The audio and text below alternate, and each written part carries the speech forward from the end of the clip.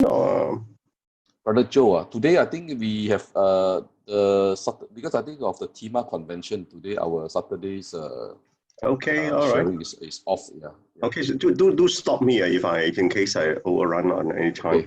Okay. Right, on the initial verse, this is the said the Buddha with an ocean of enlightenment, and I will come to that a little bit on this ocean of enlightenment and the love of the kind father, contemplated and have thoughts about how to save his children. Right, in the ocean enlightenment, I was trying to explain this enlightenment as universal, and it's important to understand this because it transcends through all the various worlds, so through the three worlds or the six realms, and how to save the children. And this is about how the Buddha come out with the skillful means. So this, but at the time when Buddha attained enlightenment, actually. At the point when he attained enlightenment, he actually, what I understand is, he realized that there will be great difficulty for human minds to understand the teachings. But it was a Brahma king who came down and actually requested that to share the teachings with people, human beings, and that's the reason why we had the Dhamma. But he realized that if he jumped straight to the real teaching, it will be extremely difficult, and that's why he progressed through three vehicles. So this is where the point of coming to the Lotus Sutra, and that's where the challenge is.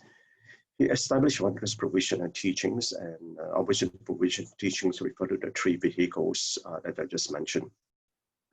So the cloud sudden dispersing afflictions will be limited. So if we can disperse these clouds, the obscure our mind, then the afflictions will be eliminated. So the concerns here is that we are now living in a world with unceasing afflictions, and obviously giving rise to karma, and that's the condition we are facing right now. And not only if for us, especially if we look back. Since we are very young until now, you can see how the conditions have changed. Even though material progress has been made, and our minds and people have regressed. And more so, even regress to the level at the institutional level, and that's very worrying. So the people do not care about the harm they do. And all they thought is our own comfort. And it's all about self, right? It's about self-cherishing. So despite all this truth of the Dharma, people are very slow to understand. And this ignorance, as I said earlier in the initial verse, is like a dark cloud. And unless this being swept away, we won't be able to see clearly. So this wondrous visional teachings that we have in the three vehicles are so wondrous because it contains the true principles. And these true principles is gradually being instilled upon through the steps of the three vehicles. And the reason why they've been done that because of the limited capabilities that we have, and hopefully by the time we graduate to the great vehicle, that mankind be able to understand the teachings of the Lotus Sutra. So, so we have an intrinsic nature in us, and as you all know, you have to bring it out, and it's being buried deep inside. So in this master's explanation, and this ocean of enlightenment that the Buddha has, the love is limitless, and it's one with the universe, and so with this universe. So small love and to great love, and that's what we need to do. I mean, like I say, the heart is capable of love. So therefore, everyone, no matter how bad and how evil the person is, there's always that small love in that person. So if that small love can grow into great love, and great love to compassion, and compassion to bodhicitta. So I remember in the early days when you watch movies of the mafias, right? They do a lot of evil things. They kill people, they harm people, etc. And they always have this family and this family love. And so it's a small love, no matter how evil the person is, they will always be there. So there's always a spark that always be that person. And so for us in the traveling the path, is also guiding others, is to grow the spark in them. So the kind father here is different from ordinary parents. What's the difference? Because that see, our parental love transcends to the character of the child, but not his lifetime. So no matter how bad the child is, we love the child. So, but then the karmic conditions are the parents will only love in this lifetime. So if I, give me a minute or two, let me tell you a little story of this lady. He was, what happened sadly, the father was murdered, was killed. And so he brought up, later on, obviously, she got married, had a child. And so when he was feeding the child, and the dog, stray dog was nearby. And obviously the stray dog was very hungry. I was right, approaching her for food. So she instead protected the child and shoot the dog away. So then obviously the enlightenment was passing by, and he saw what was happening, and he explained to the young monk, you see that lady over there, that dog was actually the past life of the father, and the child that he was carrying was the murderer of the father. You see, so that love between the parent and the child only lasts for that lifetime, because when the next life arises, everything of this, unless the person is enlightened to see what is happening, that person will not be able to understand that. That's the reason why one of the teachings I remember a few teachings ago, is to treat everyone as a mother sentient being, just like treat Brother Robert as a previous father. So the Buddha is a kind father with an ocean enlightenment in his heart. And the love of such a kind father lasts lifetime after lifetime. That's the great difference between parental love and the love of the Buddha. So however vast the universe is, it's just as vast. His heart is just as vast and just as long. So it transcends to space and time. And this is what it is. So the loving kindness makes him the father of kinds of being. Say that light is everlasting. Okay, so time and space have no meaning with the love of the Buddha. So, and that's why the Master said we always talk about unconditional loving kindness and universal compassion. And as if as far as the Buddha is concerned, they treat the children as peaceful part of their own body. So the Buddha's call to wake up for all of us is to eliminate our sense of self. And this is the self-cherishing that we have. We want everything for our comfort. We cherish all things for our own comfort and not for the others. So, so only then by cherishing all things, we grow the small of the great love, that we then begin to understand what the true principles are, and then able to apply that into practice. Those are most accessible way for us to experience it is to go amongst the masses, and that has always been telling us. So only then by doing this we clearly understand the principles, and that we can disperse the clouds. So at this previous passage, at the time the elder had this talk, the house already had flames around surrounding all sides. So if our children do not get out, they will suddenly be burned. So therefore, it's what the Buddha say that the time has come for them to seize the time. And at the same time, the Buddha realized that he has to take time, and his time also coming to an end. So he has to be able to share that very quickly. There was no time to take things slowly, because the Buddha at the time, he knew that the life was coming to an end. And at the same time, people have to be awakened very quickly. So, so that's the reason why then I was lead the Buddha under the Lotus Sutra. It was the end of his life. So the elder was already advanced in years, and there was some more urgency. Time is of the essence, and Kalpa is degenerating at the same time, and it's more so during our time right now. And not only the Kalpa is degenerating, and our Dhamma is degenerating and making it worse.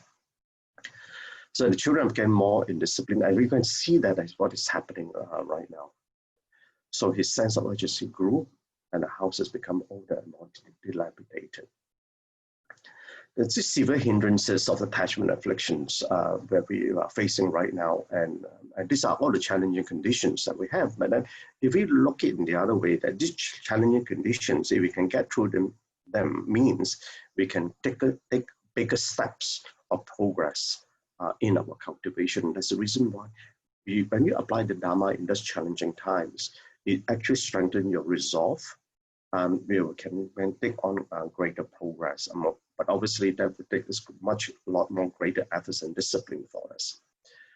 So, and as we, but what my master, this is very interesting part that my master mentioned. They say, this affliction causes us to become lethargic, and we cannot wake up. And this lethargy that we have is that we keep falling asleep. As soon as we listen to Dharma, we nod off. I'm also guilty of this sometimes when we listen to Dharma and we've got a challenging time and we try to remember one of the suffering that, or rather one of the hindrances that we have, that we face, is actually sleep. And this is one that challenges us, especially when we listen to the Dharma, it's so still, so quiet, so conducive to fall asleep. And then we wake up and the teaching is over. And this is the lethargy and afflicted state that Master is mentioning about. So, because we still cannot focus, then our precept samadhi and wisdom leak away. And this is the three flawless studies that we should get very stable, which is precepts, upholding precepts, stillness and samadhi, and attaining of wisdom. And this is the three studies, flawless studies, or I call it true study, that we should need to uphold in our practice. So the lessons learned: people's desires and possessiveness give rise to delusion, confusion, and attachment. And because we've got to be very mindful that we are in the direst realm, and possessiveness is of a self-cherishing nature. It's the way the world has brought us up, and the mind has been shaped by the way that the world works. And because we lack wisdom, we are slow when it comes to the Dhamma, become very lethargic and afflicted. These obstructions are affliction, and disturb our mind and of spirits are unable to concentrate. So therefore, all these things takes a lot of training and focus. But you know what, based on my experience, a lot of the Dharma, when you listen to it, is very, very simple. The words expressed by all teachers and all masters are very, very simple. And that's their skillful means. But because we listen to the words, like I said, it's very simple to understand. And that's when the mind goes lethargic. But if you delve deeper into contemplative listening of not to the word, but to the essence of those words, it penetrates straight down to your heart. And that's where you can keep awake. And I try to do that all the time. So if we want to eliminate them, but do not actually make the effort to clear them away, that's hoping a filthy place will become clean. So therefore, who will clean them? A bodhisattva clean, but no one can clean someone's mind. Not even the bodhisattva, not even the Buddha can clean the mind of anyone. But obviously, you say, well, if that's the case, how can one's mind be possessed? A mind can be possessed, but it cannot be clean. So therefore, cleanness of the mind must come from one's effort. So certain beings have lost focus and agree or attach and delude about external conditions. And this is the challenge we are facing right now. So therefore, we must not fall to any side shows in our life. For if those who hear the Dharma are still attached to external conditions, and they will be stubbornly cling to the external phenomena, and that's where it dries out all the skandhas. And that's the reason why, Master said, but we need to understand the emptiness of those skandhas. And that's when, because if we don't, we get buried inside and we'll lose our intrinsic nature. So very short contemplation, and I'm not sure whether I've shared the videos before. The understanding of the Dharma can be learned from the events that unfold, but wisdom is found in the silence of the wind. So what do you mean by this? We live in this worldly life, and we're householders. So anything, event that happened to us as householders, they're all filled with teachings. So do not see difficulties that come to you as punishment. They come to you as teachings. And that teaching is the silence of the wind. On relationship, when you understand the moment of life, you can understand impermanence, detachment, and stillness. For the moment of life, it's just a passing moment in life. So therefore, that moment of the wind, of the silence, is where the profound teachings lie. Okay, with that, no Gan En, brothers and sisters. Yeah, Gan En so much, Kiong Zai, for your wonderful, wonderful sharing. Do we have time for you to share a little bit? You wanted to share one story about your mother, how to treat. Oh, It really take long. Otherwise, maybe I think today we should have some okay, all time. right. Yeah. You know, my mother was the first person in my life who taught me how to pray, and obviously she's a Guan Yin devotee through her life. So when I was 17 years old, I was about to go to UK, do my further studies, and I knew that I'll be away for 7 years. And during that time, you know, it's not so easy for you to travel back, right? So all my 7 years, I only came back 3 times. So before I left, they always told me this. They said, if any difficulty that you come across, you recite this mantra, Nam Myo Mito Pho. That's all I have, the mantra that I have. But that's another story beside on the recitation of the mantra, which it was a wonderful experience for me when I was 19 years old. But that was the story that I want to tell you. So what I'm trying to say is that my interest on the Buddhist path started when I was 16 years old, which I've tried to find out what Buddhism was. But she introduced the mantra to me, and that has been my guiding mantra to all my 7 years in the UK. So, but then she, like everybody else during that time, and still a lot of people during this time, most of them are worshippers, right? So they all pray a lot. So during the time so towards the end of her life, so whenever she spent a week and a month with me, when he travels out from Ipoh, I would try to, share the Dharma with her, but in Cantonese. So my Cantonese is really horrible. Okay, so but that's a limitation I have. So I try to share as much as with her. So, but she passed away 3 years ago, and towards the end of the 15th day of Chinese New Year, and I see that a few weeks before that, her mind was sliding off, and you see when before a person goes away, in fact, Master say the 4 elements. If you understand the 4 elements well, you can actually tell the signs before the person dies. Okay, so and I learned a little bit about breaking down the 4 elements in the body, so I know the signs were coming up. Now, so she went into. I still remember I was doing my morning sadhana, and my home sister came and told me, "Say your mother hasn't grasping for breath."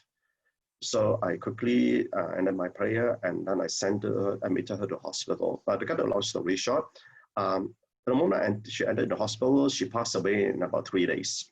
Okay, but the point I was going to share with you, during the 3 days, I was guiding her towards death. Okay, now those moments, you really got to practice a samadhi. You cannot break down, okay? Because the strength of your guidance comes from how steady you are.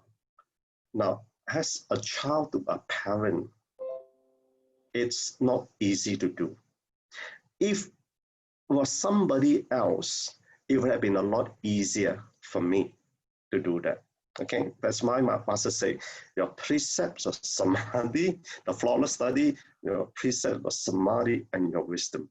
Now, as you guide that through, you see a lot of us, how many of us are actually understand what's going to happen at the point of death? Now, because we've forgotten all the past life, right? We haven't experienced it. But so that's why we also need to learn what is it for us at a point of death. So I understand a little bit. So I was trying to guide her through those moments. Now, those moments when you apply in practice, it's not easy. Okay, so but I'm very glad that for two things. Number one is that she never knew what she died of. Okay. Number two is that she went off very peacefully. Okay, after she had guided her through, at the very last moment, surrounded by all the children, I flew my son back from London, and she was with her through those. I'm glad that my son was there because she saw the whole process of how I guided at the moments of death. Okay, so that she can go off peacefully. And I was talking to her, reciting the mantra for her to go off smoothly.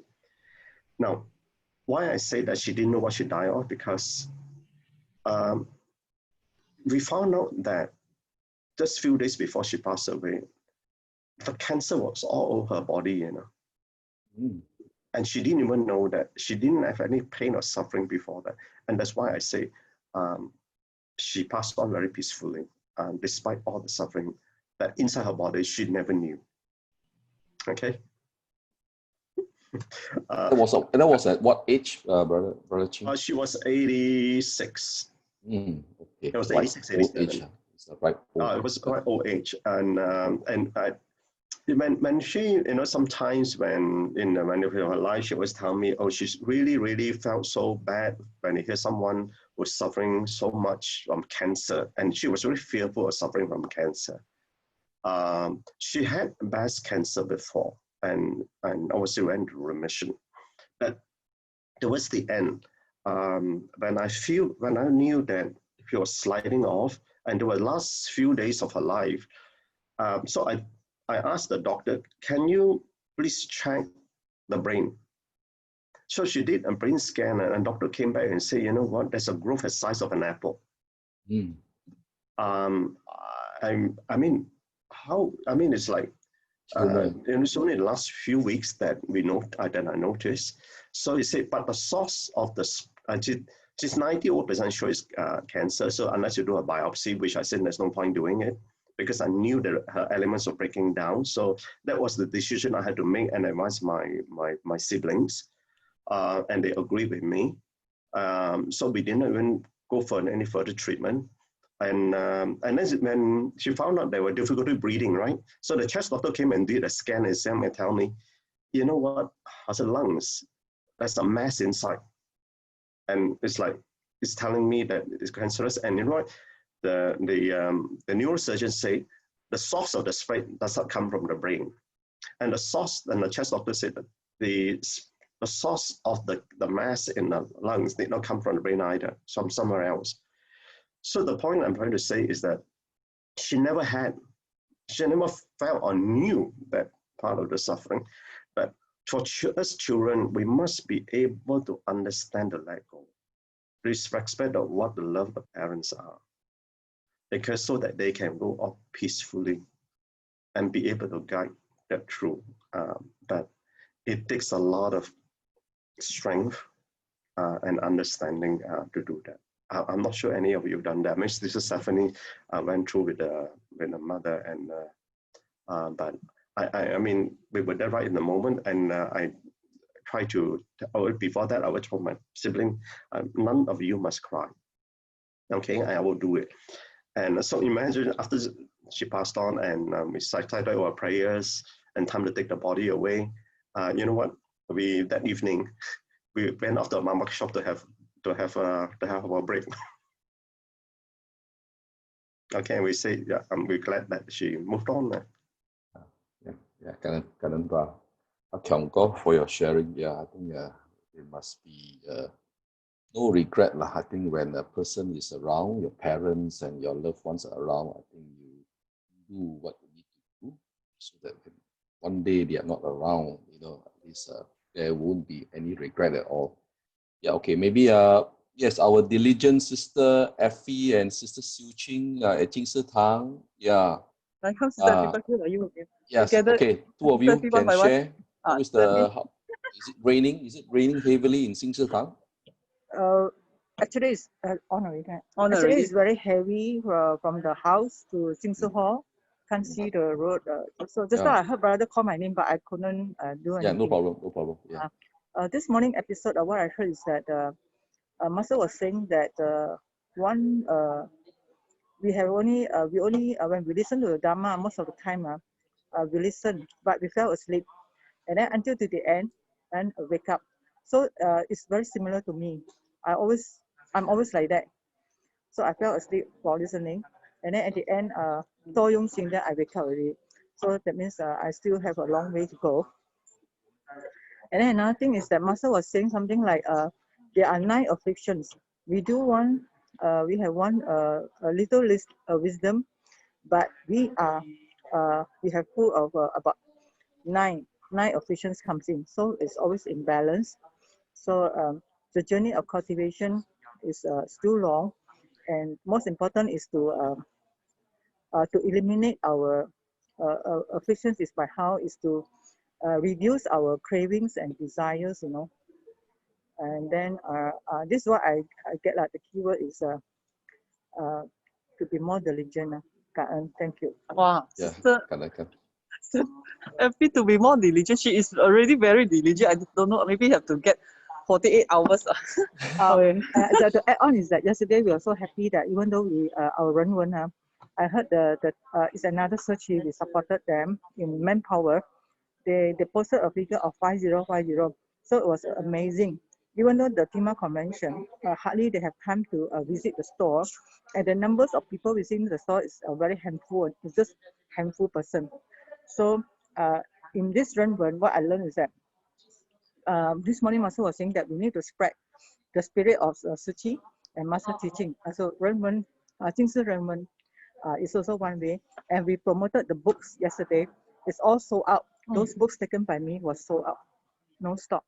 So maybe this is my little contribution towards spreading the love of Tzu Chi around to recruit more bodhisattva, as just what Sister Eva just shared just now. Yeah. Sorry, Sister Effie, didn't get what do you mean by 5050? What is that? 50? They achieved the sales 5050. Or 5,000 ringgit. 5,000 ringgit in that short while. Okay. I thought there's some special significance. Okay, Gan En. Yeah, maybe Sister Siu Ching share a bit before your 学生 will be coming at 7:30, isn't it? Not many. Gan En, Sister Effie, yeah, truly an eye-opener for me to be here to learn. We realized that the doctors in the past, we often, I think, heard about their relief mission, I mean, the touching, but this round, they even go on Dharma. This time the focus is slightly, not to say they don't focus on, because this year of COVID, so they don't really have those relief mission to share. So the focus is very much into the promotion of vegetarianism, as well as the books, the Xun Fa Xiang, they're into, we heard of, especially in China, and also some doctors in Taiwan, they are into Xun Fa Xiang because of, I think, Pian Ti Kai Hua. So they are, not only they listen to this Lotus Sutra, there is this doctor who went to see Master. Master asked him to 看那个直子大师的 Dao Master 直子. After watching it, he even compiled a book and write down all the wordings inside, and he discern and contemplate and share with everyone. So such the mindfulness of these doctors. Of course, in China, we heard of doctors who went around to promote the benefit of being vegetarian, and he has, I think someone uploaded his talk on the site, 20,000 hit or something. So he was so much into this promotion of health talk, and there are so many wonderful sharing. So when Sister Effie talked about the books that is selling well, I'm not surprised that the doctors are really into, they also found that the treasury behind this Tzu Chi actually is the Master's teaching. Truly an eye-opener and learning for me. We are so blessed we are already on this platform. Now more and more people are joining in. But there's this story, I think Sister Stephanie also heard about it during day one. Master's, she was on drip. The beginning of the session, even the second part, she was still on drip mode. So actually it's not easy. So I also understand why Master, maybe it's because this chapter is very important. Chapter 3, the house on fire, Master wish for us to hear. But same time, it's not, we know it's not easy. Who wants to be on drip?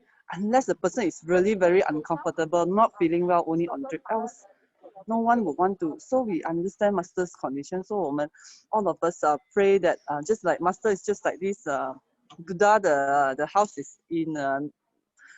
We understand the state of Master. So for us, for Master to be forever here actually is when we take in Master's teaching. Then Master's teaching is part of us. That's the perpetuity, the forever, 永恒的. I think that is my understanding. It's not like Master have to be physically present with us life after life. Is when the teaching we take it in and we apply on ourselves and others. Now it's Sister Jing Feng. Sister Jing Feng, come say a few words. Yeah, a few words. A few words, Sister Jing Feng, very Jing Jing right? Sister Jing Feng very Jing Jing. Everywhere we will see her one. Tzu Chi activities. Good morning, brothers and sisters. Morning, sister. Actually, I don't know halfway I joined in. It's okay. It's okay. How So you feel about Tima? how is the team? Oh, very Are good. the doctors behaving? Are the doctors behaving? Yeah, very good. Very good. I learned a lot from Dr. them. Teo. Yeah. Hello. Hi, Dr. Teo. Dr. Teo, we can see you. Yeah. Dr. Teo is there. So Dr. Koo also around. That means Really, once I you see check out Teo. everyone. Brother Robert. Hi, Robert. Hi, hello, hi. So We're still sharing. Still sharing about the Few words burning from, house. Doctor, burning The house. Tima or yesterday Tima. Yesterday very kantong one is towards the end. Brother and sister, towards the end there's one Malay participant, She came to our store and then I think she was being inspired by the convention. She came to buy the Tzu Chi shirt. We're looking high and low for the size, double XL for her. The shirt. Which shirt? Of course, the one is star-eye shirt. Star-eye shirt, okay. For a Malay participant, we are quite surprised. So this is something like, I think it's a breakthrough during this Tima that the love, Tzu Chi spirit and values. Because in the Tima convention, Dr. Eddie was sharing about the vegetarianism and a plant-based are not about, very subtle, say about plant-based. I think I was in the hall and so somehow rather the response that I can see, my observations that people are turning towards the level of consciousness have increased by Dr. Eddie's sharing. That he said the last statement was that because somebody was concerned, the biologist was concerned, right? One of doctor. She said that if everybody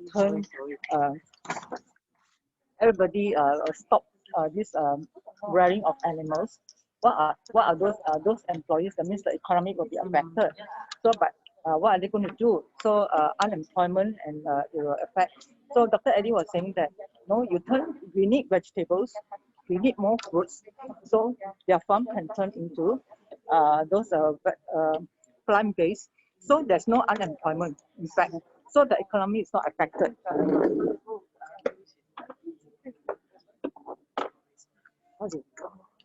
Okay, Gan En so much. Okay, can we take a group photo, all of us, before? Yeah, come. It's yeah, at the same time, maybe we can hear a few words from Sister Stephanie. We end today's sharing.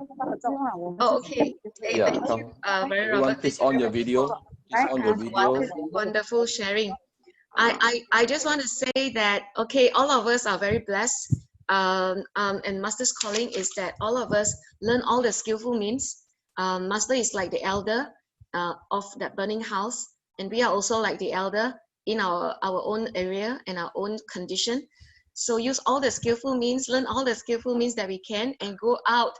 It's so wonderful to hear all the sharing, because you can see that every sister, from Sister Eva, Sister Elizabeth, everyone is going forth in all directions to turn the great Dharma wheel. And that's wherever our affinity is, that's where we should go ahead and to give everyone the lessons that the Buddha wanted to tell us.